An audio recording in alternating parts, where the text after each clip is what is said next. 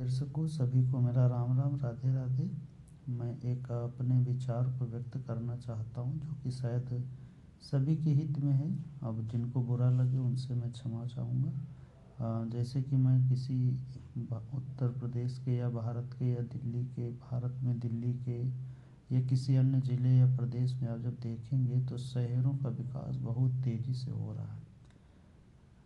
उस शहर के विकास का अर्थ केवल इतना ही नहीं होता है कि बहुमंजिले इमारत खड़ी हो जाए और वहाँ पर लोग आकर मकान लेकर बसने लग जाएं। एक मंजिल या 200 वर्ग गज या 100 वर्ग गज में एक परिवार रह रहा है, एक पति एक पत्नी 2 बच्चे अधिकतम।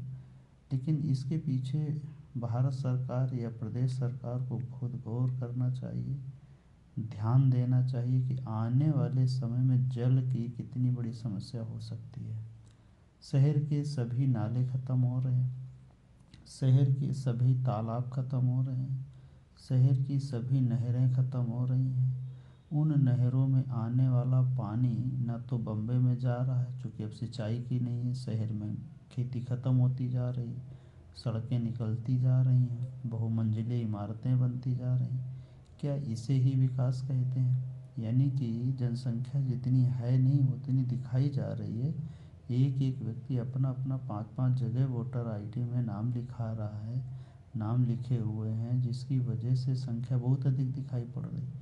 दूसरी बात, चलिए हो सकता है वोटर आईडी की आइडिया मेरा गलत हो, एक ही व्यक्ति एक ही जगह एक ही ज़िले एक ही प्रदेश में नाम लिखा हो, लेकिन जो बहुमंजिले इमारतें बन रही, नदी नाला तालाब बम्बे नहरें सब ख़त्म हो रही हैं, इसका पानी का कितना भारी संकट आने की हमारी भारत सरकार या प्रदेश के लोग अपनी उन्नति के पीछे न्योता दे रहे हैं। दूसरा, फसलें ख़त्म हो रही, आने वाले 20 वर्ष में हम लोग क्या खाएंगे? गेहूँ ख़त्म हो जाएगा, चावल ख़त्म हो जाएगा, तो क्या हम विदेशों से आए हुए पेट्रोल को डीजल को पिएंगे?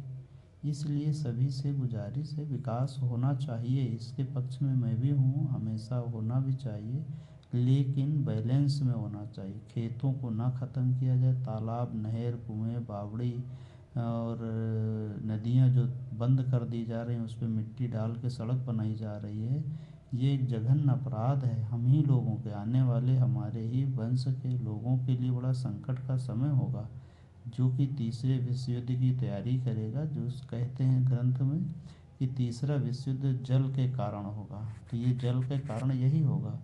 तो पॉल्यूशन होगा, पेड़ कट रहे, जंगल कट रहे, सब पौधे कट रहे, खेती ख़त्म हो रही, खेतों में घर बन रहे हैं, तो खेत कहाँ, हम लोग को अनाज कहाँ से आएगा?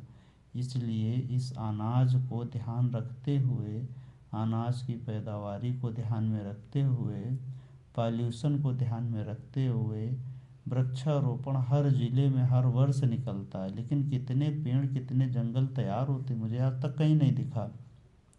सभी अधिकारी नेता मंत्री सब आएंगे, एक एक फ़ोटो खिंचाएंगे, पेड़ को गाय पशु चर जाएंगे, उसकी कोई देख रेख करने वाला नहीं, केवल फ़ोटो पे वीडियो पे, और ब्लॉक और प्रदेश सरकार के ऊपर लोड बढ़ रहा है उसका। पौधे कहीं नहीं उग पा रहे हैं, आज तक कहीं नहीं उगते हुए दिखेंगे। यहाँ जंगल पूरा खड़ा हो गया है ना, किसी के पेड़ ने, कोई किसी ने 10 पेड़ लगाए, किसी ने 100 पेड़ लगाए, कहीं नहीं, केवल पेड़ को पकड़ेंगे वीडियो खिंचाएंगे, बस हो गया, वृक्षारोपण हो गया और पॉल्यूशन ख़त्म, है ना। इसलिए ये सभी जनमानस से मेरा निवेदन है कि इसका विशेष ध्यान देकर ही आगे कार्य बढ़ाएं, उन्नति करिए। आप अपने बच्चों को शहर भेजिए, बशर्ते गाँव की या शहर की खेती को सरकार ना ख़त्म करे, अन्यथा कल का परिणाम बहुत भारी पड़ सकता है। जय हिंद। ये कृषि प्रधान देश है।